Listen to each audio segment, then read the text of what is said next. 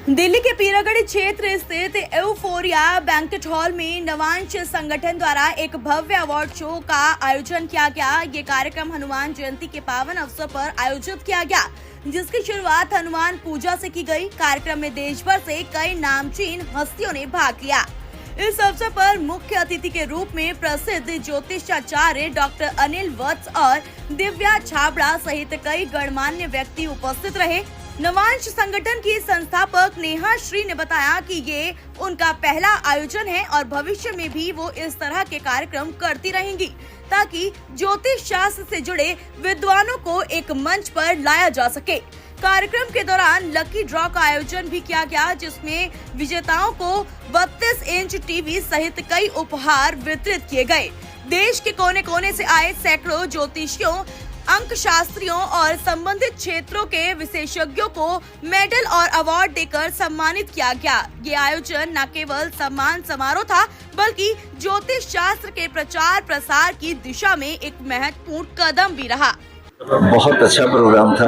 उपस्थिति के दृष्टिकोण से, भावों के दृष्टिकोण से, ज्ञान के प्रवाह के दृष्टिकोण से, और सब लोगों ने बड़ा सहयोग दिया और नेहा ने कमाल का काम किया।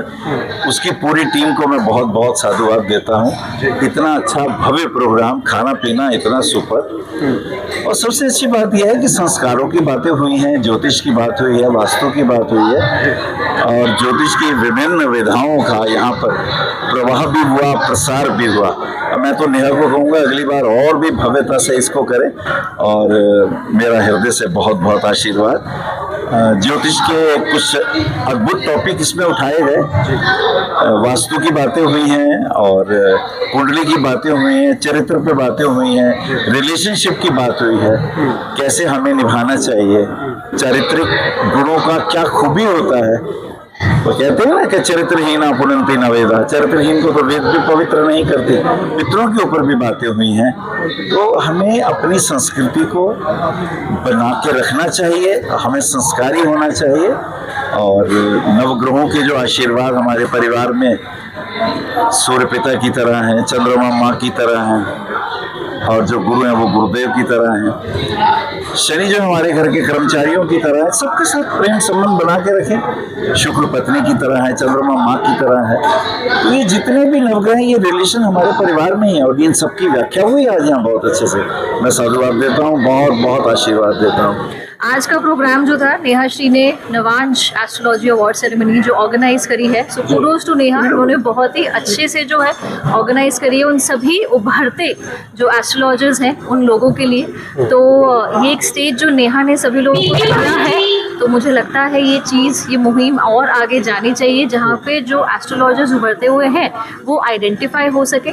साथ के साथ जो लोग इस चीज़ में एक्सपर्ट हैं, उनकी दो राय जो है वापस पे आकर के सब जो दूसरे लोग हैं वो सुन पाते हैं, तो वो बहुत अमेजिंग है। और तीसरी सबसे अहम चीज़ जो है, हमारा जो सनातन धर्म है, तो वो गलत तरीके से जो है फियर फैक्टर के साथ जो एस्ट्रोलॉजी को देखता है, और यहाँ पे एस्ट्रोलॉजी को लेकर के जैसे कर्मों से उसको जोड़ा गया है, तो वो जो कार्मिक संबंध बनाया गया है एस्ट्रोलॉजी से, वास्तु से, न्यूमरोलॉजी से, अलग अलग लोगों ने अलग अलग टॉपिक्स पे बोला, तो वो कर्म नहीं भूलना चाहिए, और वो फियर फैक्टर ना क्रिएट करते हुए कार्मिक हमें कैसे बनना चाहिए अपने प्लैनेट्स के अनुसार, वो जिस तरह से बातें हुई है, तो वो काफी आनंद भाई तो मुझे तो बहुत अच्छा लगा। जय श्री राम।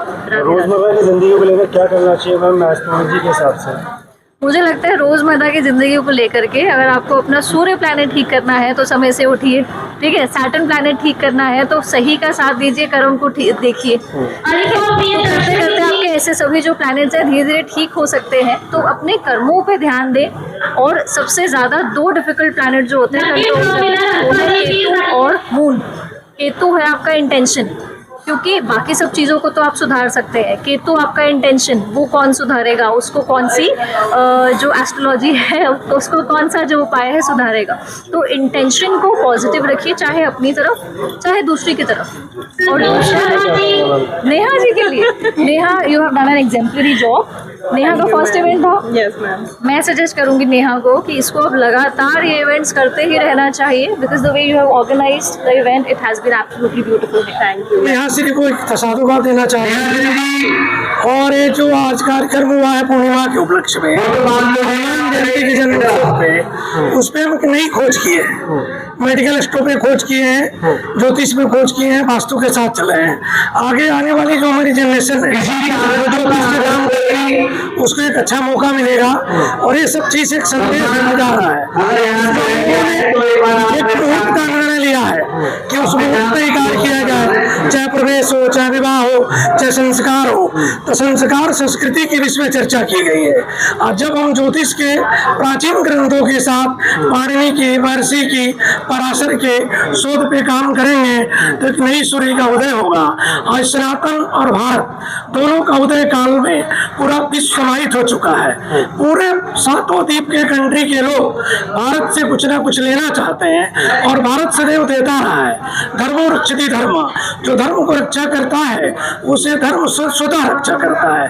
तो आगे आने वाली जो पीढ़ी है जो सूर्य सिद्धांत पे, चंद्र सिद्धांत पे काम करेगी, देखेगी, नई पीढ़ी के लिए, युवा पीढ़ी के लिए एक बहुत बड़ा एक प्रसाद साबित होगा आज का आयोजन।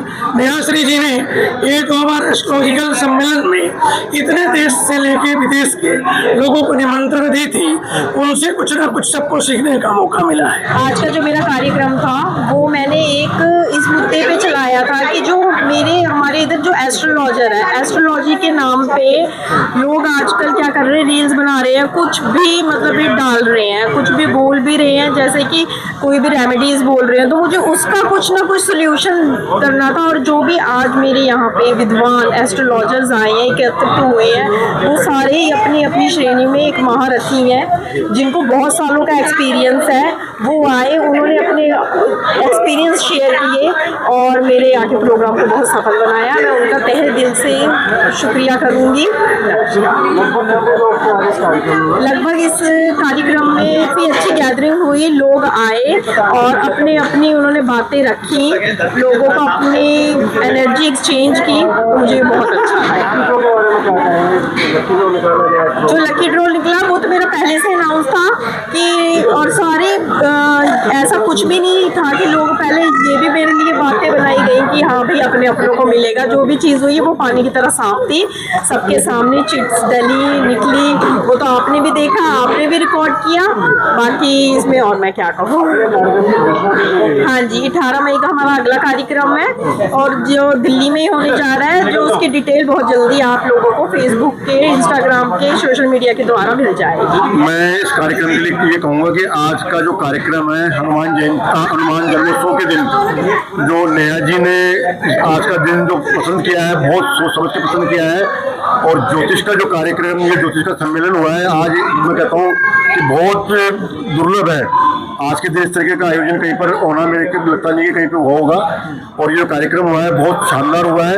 एक नारी शक्ति के रूप में नेहा जी ने अपनी टीम के साथ इस कार्यक्रम को जो अंजाम दिया है, मैं उसके लिए इनको तहे दिल से धन्यवाद दूंगा। मेरा नाम डॉक्टर उमाकांत शर्मा है और मैं एस्ट्रोलॉजी, न्यूमरोलॉजी, रेकी हीलिंग, इन सभी ऑकल्ट साइंस में प्रैक्टिसेस कर रहा हूँ।